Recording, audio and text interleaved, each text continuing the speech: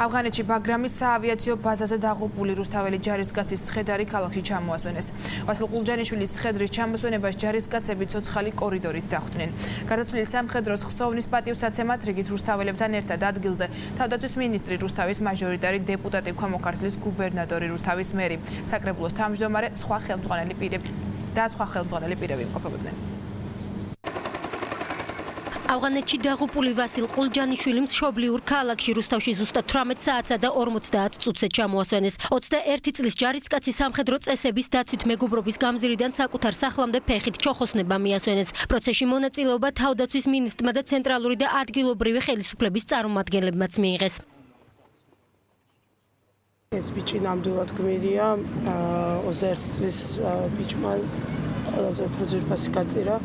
მეორე ყველაზე უფრო ძვირფასი ამბისთვის, საკუთარი ქვეყნის თავისუფლებისთვის.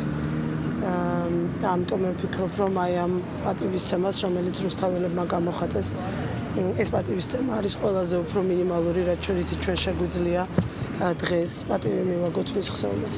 დღევანდელი დღე კიდევ ერთხელ ადასტურებს, რომ საერთაშორისო მისიებში საქართველოს მონაწილეობას ძალიან სერიოზული სოლიდარობა აქვს საქართველოს მოსახლეობის მხრიდან. ხა ეს პომპეზური დახვედრა არის, რომელიც გააკეთა თავდაცვის სამინისტრომ, ორგანიზება გააკეთა, თქვენ ხედავთ ჯარისკაცები დროშებით.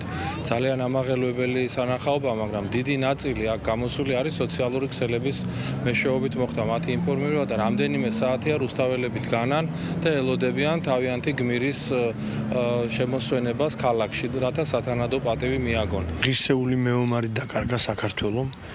ჩვენო ქვეყანა მართლა დიდი დანაკლისი განიცადა და მე არ ვიცი, ყველა ვინც კი სამშობლოზე შეყვარებული ადამიანია, გულით გლობს, ყველას უსამძიმრებ მთელ საქართველოს. დღეს მთელი დილიდან თითქმის პირველი საათიდან მოსახლეობა ქუჩაშია გამოსული, შარტავას მოედნიდან მეგონი სასტუმრომდე უწყვეტი ჯაჭვია გაკეთებული და ელოდებიან საკუთარი გმირის ქალაქში ჩამოსვენებას.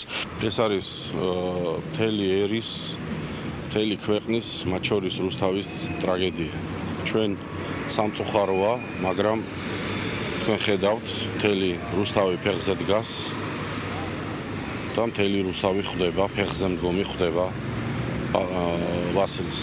ხელისუფლებისა და სამხედრო მოსამსახურების წარმომადგენლებთან ერთად დაღუპულ ჯარისკაცს პატივი ჩვეულებრივმა მოქალაქეებმაც მიაგეს. შარტავას მოედნიდან ყულჯანიშვილის სახლამდე რუსთაველებმა და სამხედროებმა ცოცხალი საპატიო კორიდორი გააკეთეს. მოსახლეობა დაღუპულის ჩამოსვენებას და მისთვის პატივის მიგებას მთელი დღის განმავლობაში ელოდებოდა. მოქალაქეებთან ერთად იყვნენ დაღუპულის სამხედროს ნათესავები და მეგობრებიც. რამდენიმე თვის წინ რუსთავიდან გავაცილეთ რიგითი ჯარისკაცი ვასილ ყულჯანიშვილი, რომელსაც დღეს მთელი რუსთავი ხვდება როგორც გმირ ვასილ ყულჯანიშვილს. და მთელი ქალაქი ფეხზეა, იმიტომ რომ დავაფასოთ ისე, როგორც ეკადრებათ ქართველ გმირებს. ელოდებით პატივი ვცეთ.